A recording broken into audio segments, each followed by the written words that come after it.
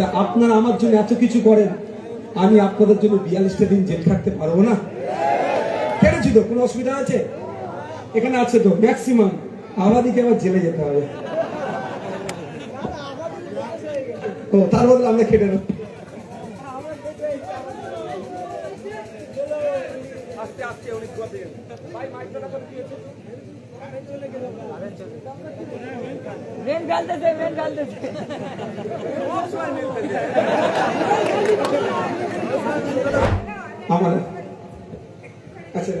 মাতঙ্গিনী হাজরা 80 বছর বয়সে অনেক সহ্য করেছি, অনেক সহ্য করেছি।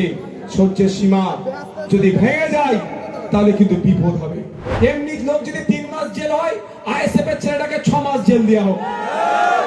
কে তৃণমূল করেন, কে বিজেপি করেন, সিপিএম করেন, কে আইএসএফ করেন, দেখার দরকার নেই। আমরা নিজেদের মধ্যে মারামারি হানাহানিতে জড়াবো না। আইএসএফ এর ছেলের থেকে ভয় পাবেন না। আইএসএফ মারামারি খুনোখুনি রাজনীতি করে না। আপনার দলে যা, আপনি যাকে নেতা বলে আজকে মানছেন, তার থেকে একটু সাবধানে থাকবেন। এমএলএ হতে চাইছে, সে কি আমাদের জামাই বাবু নাকি? আমি যতটুকু জানি, থাক যে মুখ দেখলি হলো। আমি যতটুকু জানি, ওই যে তৃণমূলের ভাঙড়ের গুটি কয়েক ছেলে নেতা ভালো আছে, তার মধ্যে অবশ্যই কাশিফুল দাও। তার মুখ থেকে কোনোদিন একটা বাজে শব্দ শুনিনি, সত্যি কথা বলছি। কিন্তু কাশিফুলদার আমি বক্তব্যটা শুনছিলাম, ঘুরিয়ে ফিরিয়ে নিয়ে এসে সেই আইএসএফ এর গাড়ি দিতে চাইছে। আমি অনুরোধ করবো কাশিফুলদা, 10 চক্করে ভগবান ভূত হতে যাবেন না। আপনি, আপনার নিজস্বতা আছে, আপনার যে পার্সোনালিটি আছে সেটা ধরে রাখুন। হাত যদি কোন আইএসএফ এর ছেলে কাজ করে থাকে, থানায় গিয়ে তার নামে পার্টি বলে আপনি অভিযোগ দায়ের করুন।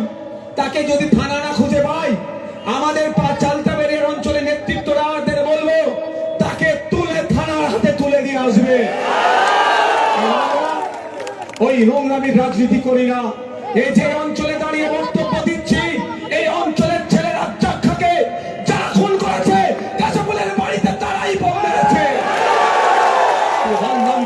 কে করতে চাইছে, কোন রাস্তা খুঁজে পাচ্ছে না। সরকার সাহেবের মেল বোমের ডিলার যার কাছে ছিল, সরকার সাহেবটাকে এই অঞ্চলটাকে ধ্বংস করার জন্য, এই অঞ্চলের গণতন্ত্রকে বিপন্ন করার জন্য যাকে দিয়ে বোম বাঁধাচ্ছিল, সে আজকে মার্কেট থেকে আউট হয়ে গেছে।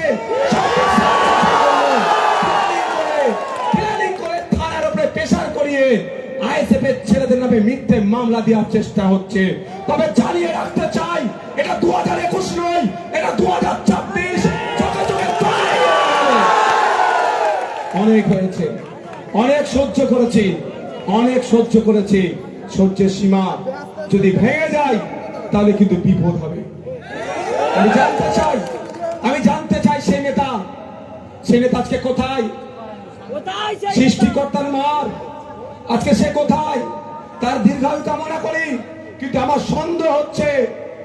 সন্দেহ হচ্ছে এই মশলা দিয়ে বানানোর জন্য, বানিয়ে গণতন্ত্রকে বিপন্ন করার জন্য, সংবিধানকে ধ্বংস করার জন্য যে চক্রান্ত করেছিল, সেই বোমের তাদের বোম তৈরিতে যে 2 জন মারা গিয়েছে, 4 জন এখন লাপাতা আছে।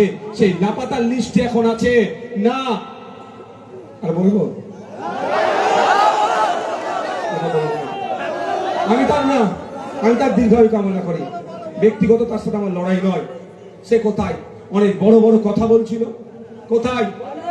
মূল হোতা এনআইএ কেসটা নিয়েছে নাকি জানি না, তবে এতটুকু বলে রাখছি, এটা কিন্তু আমরা শেষ দিকে ছাড়বো। অনেক হয়েছে, আমার বাড়ি কর্মীদের বাড়ির অদূরে বোম রেখে কর্মীদের ফাঁসানোর চেষ্টা হয়েছে, কিন্তু সৃষ্টিকর্তার মার যারা বোম মারছিল, সেই বোম মারাতেই তারা ক্ষতিগ্রস্ত হয়েছে। বিভিন্ন থানার প্রশাসনকে আমি ধন্যবাদ জানাবো, এই কদিনের মধ্যে যেভাবে বোমের রিকভারি করেছে। আমি নেতা একজন জোর গলায় বলেছি, সেন্ট্রাল ফোর্স আর স্টেট ফোর্স দিয়ে চিরুনি তল্লাশি হোক, পুরো ভাঙড়ের চিরুনি তল্লাশি হোক। কেন? যত বোম গুলি পিস্তল আছে উদ্ধার করা হোক। যদি আইএসএফ এর কারো ঘরে থেকে থাকে, তার এমনি লোক যদি 3 মাস জেল হয়, আইএসএফ এর ছেলেটাকে 6 মাস মাস জেল দেওয়া হোক, কারো অসুবিধা হবে? আমরা বোমগুলি মুক্ত সমাজ ব্যবস্থা চাইছি, কিন্তু দুর্ভাগ্য সেটাতে সারা মমতা ব্যানার্জি বা তার দলের লোকেরা দিচ্ছে না। কারণ ফ্রি অ্যান্ড ফেয়ার ভোটে তারা বিশ্বাস করে না, নাগরিকের মতামতকে তারা নিতে সাহস পাচ্ছে না, সেই জন্য বোমগুলি পিস্তলে তারা পাহাড় করতে চাইছে। তবে এতটুকু বলতে পারি আপনাদের, পঞ্চায়েত নির্বাচনের সময় কিন্তু বেঙ্গল পুলিশ ছিল, এই বিধানসভা নির্বাচনের সময় কিন্তু কলকাতা পুলিশ আছে, দুটোর মধ্যে কিন্তু অনেকটা তফাৎ হয়। এই কলকাতা পুলিশকে একটা সময় স্কটল্যান্ড ইয়ার্ডের পরে তুলনা করা হতো। তো সুতরাং তাদের কাছে অনুরোধ করব, আপনাদের যে নিজস্বতা আছে, আপনাদের যা সুনাম আছে, সেটা ধরে রাখবেন। বন্ধুগণ, আমি আবার রিপিট করছি, যেটা একটা চক্রান্ত চলছে, হিংসা ছড়ানোর চক্রান্ত চলছে, ভাঙড়ের মানুষকে ক্ষতি করে ক্ষমতার মসনদে যেতে চাইছে, এটা ভাঙড়ের মানুষ আমরা হতে দেব না। চালতা বেরিয়ে দক্ষিণ মামুনিয়াতে কে তৃণমূল করেন, কে বিজেপি করেন, সিপিএম করেন, কে আইএসএফ করেন, দেখার দরকার নেই। আমরা নিজেদের মধ্যে মারামারি হানাহানিতে জড়াবো না। আমি এটা অনুরোধ করছি আপনাদের কাছে, পঞ্চায়েত নির্বাচনের আগে পর্যন্ত ভাঙড়ের তৃণমূলের সাথে আইএসএফ এর মতো পার্থক্য হয়েছে, মতনৈক্য হয়েছে, ঠেলাঠেলি হয়েছে, কিন্তু কোন মাতার স্বামীকে হারায়নি, কোন বোন তার ভাইকে হারায়নি, কোন ছেলে তার পিতাকে হারায়নি। কিন্তু যেই থেকে নটোরিয়াস ক্রিমিনাল দায়িত্ব পেয়েছে, ভাঙড় তার ভূমিপুত্রকে একটা একটা করে হারাচ্ছে। প্রতিবার হচ্ছে আমাদের ভাঙড়ে হচ্ছে, একটু বোঝার চেষ্টা করুন। ভাঙড়ের নেতারা খুন হিংসাতে বিশ্বাসী নয়, তৃণমূলের নেতাদের কথাই বলছি, খুন হিংসাতে বিশ্বাসী নয়, কিন্তু নটোরিয়াস ক্রিমিনাল এসে এদের কানে খুন হিংসা এত লুকাচ্ছে, এদেরকে খুন হিংসার দিকে ঠেলে দিচ্ছে। আর খুন হিংসা যদি এরা না করে, রাজ্জাক ভাইয়ের মতো অবস্থা করে দেবে না। তাই সেখানে যারা তৃণমূলের নেতারা আছে, তাদেরকে বলবো, এদের ওর স্বার্থের জন্য আপনার উইকেটটাও যে কোনো টাইম ফেলে দিতে পারে।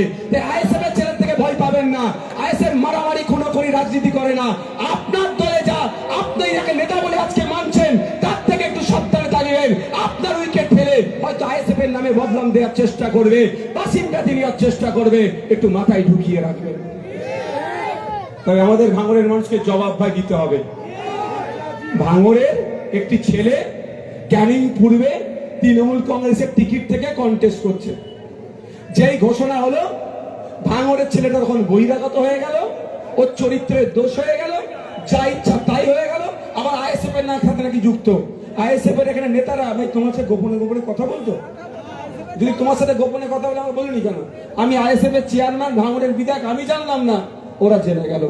বোঝার চেষ্টা করুন আমি কি বলছি। তাহলে ভাঙড়ের ছেলে ক্যানিং এ দাঁড়ালে বহিরাগত। এবার আপনি ভাববেন না যে আমি ওর হয়ে ওকালতি করছি, ওই বাহারুল্লাহকেই ভাঙড়ের ভূমিপুত্রকে দিয়ে আমরা হারাবো, রাজনৈতিক ভাবে হারাবো।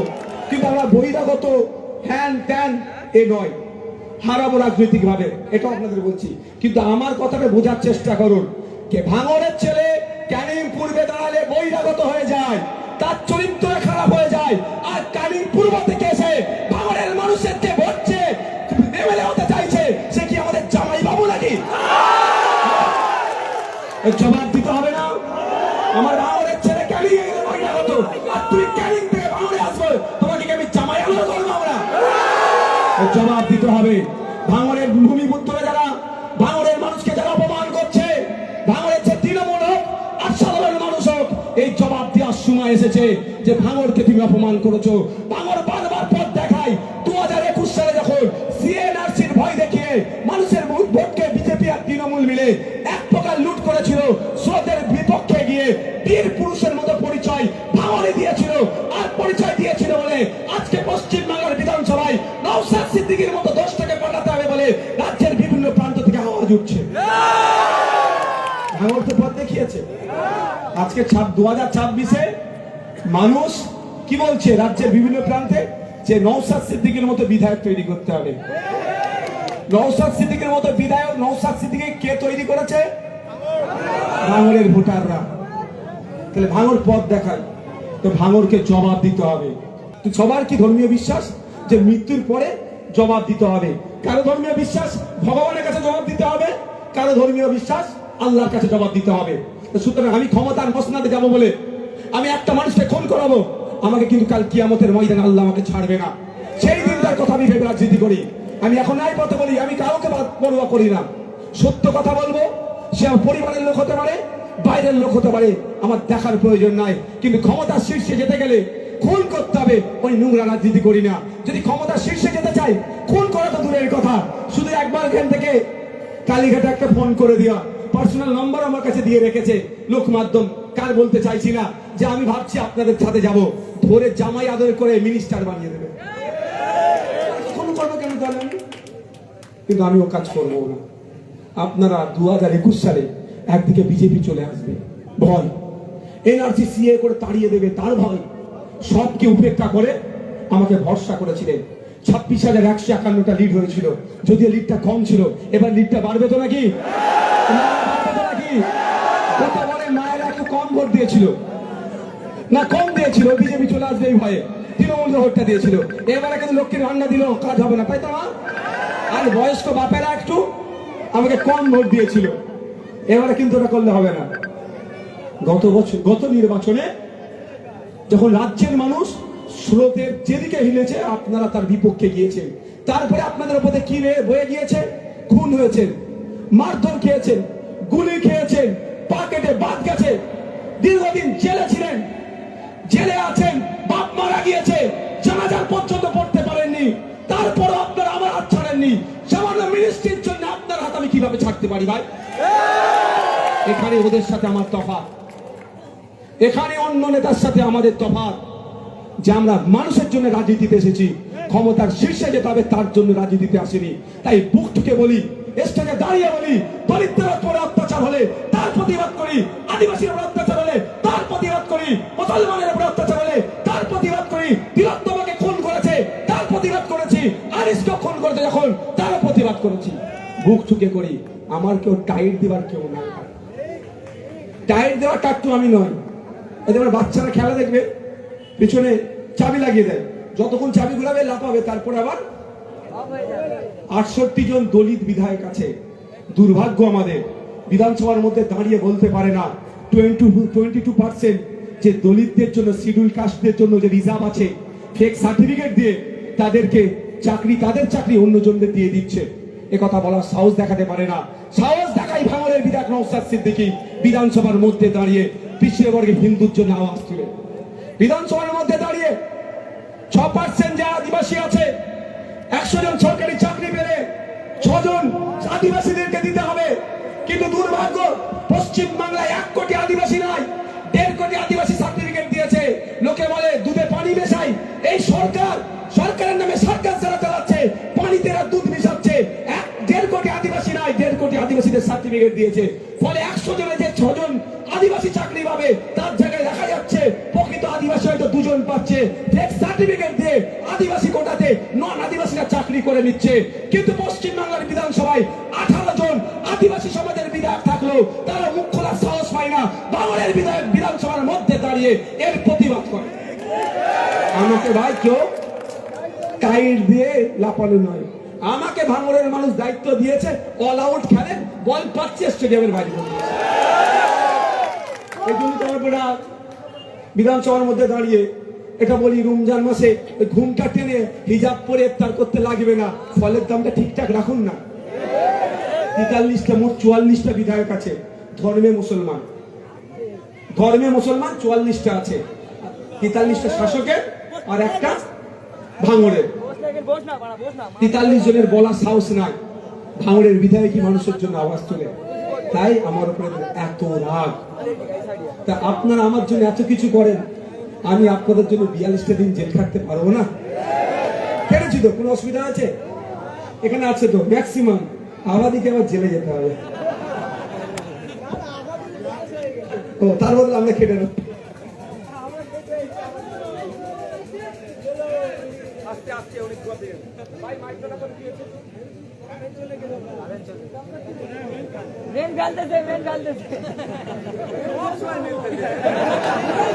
হ্যালো হ্যালো, এই কি বলেছি ভুলে গেছি, কোথায় শেষ করলাম? হ্যাঁ,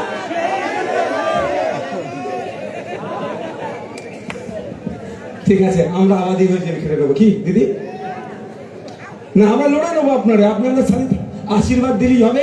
দিদির মতো আমাদেরকে পেছন দিক থেকে তার সাপোর্ট দিলেই আমরা যথেষ্ট, আমরা তো আছি বন্ধুগণ। আমার আচ্ছা মাতঙ্গিনী হাজরা 80 বছর বয়সে যখন আমাদের ভারতের স্বাধীনতার জন্য সবাই লড়াই করছে, উনি জানালার ধারে দাঁড়িয়েছিলেন। ওনার বয়স তখন 80 বছর। ওনার মনে হলো এত ছোটরা সবাই যদি ভারতবর্ষ স্বাধীন করবার জন্য এগিয়ে যায়, আমি কেন যাব না। তখন উনি গেলেন, গিয়ে মানে ভারতের পতাকাকে উনি ডান হাতে ধরলেন, ইংরেজরা ডান হাতে গুলি করলেন। তখন উনি বাঁ হাতে ধরলেন, তখন ওনার বাঁ হাতে গুলি করলেন। তখন উনি পতাকাকে বুকে জড়িয়ে ধরে এইভাবে যাচ্ছেন, ইংরেজরা বুকে গুলি করলেন। তারপর উনি বুকে হেঁটে যাচ্ছেন, কিন্তু মারা গেলেন। 80 বছর বয়সের একজন বৃদ্ধা সেই তৎকালীন যুগে যদি এইটুকু কাজ করে আজ পৃথিবী বিখ্যাত হয়ে থাকতে পারে, আর আমি কে? আমার এই জীবনটা যদি মানে ভারত মাতার জন্য উৎসর্গ করতে হয়, করব, তাতে আর অসুবিধা নেই। অবশ্যই আজকের দিনে আমি বারবার বলি, আমাদের সমাজ থেকে প্রীতিলতাকে চাই, মাতঙ্গিনী হাজরাকে চাই, ক্ষুদিরামকে চাই, আশফাকুল্লাহকে চাই, বিরসা মুন্ডাকে চাই। আজকের সমাজে তাদেরকে উঠে আসতে হবে আপনাদের মধ্য থেকে। তারা ব্রিটিশদের বিরুদ্ধে লড়াই করেছিল, দেশকে স্বাধীন করতে সহযোগিতা করেছিল। আজকে আমাদেরকে আমাদের সমাজ থেকে উঠে আসতে হবে, নতুন করে মাতঙ্গিনীকে চাই, এই পর্বতের বিরুদ্ধে দরকার আমাদের মধ্যে থেকে নতুন মাতঙ্গিনী, নতুন প্রীতিলতা, নতুন বেগম হযরত মহল, নতুন গান্ধীজি, নতুন নেতাজি, নতুন ফুরফুরার পীর আবু বকর আমাদের মধ্যে থেকে উঠে আসতে হবে। বুঝতে পারছেন তো নাকি? রেডি আছেন তো নাকি?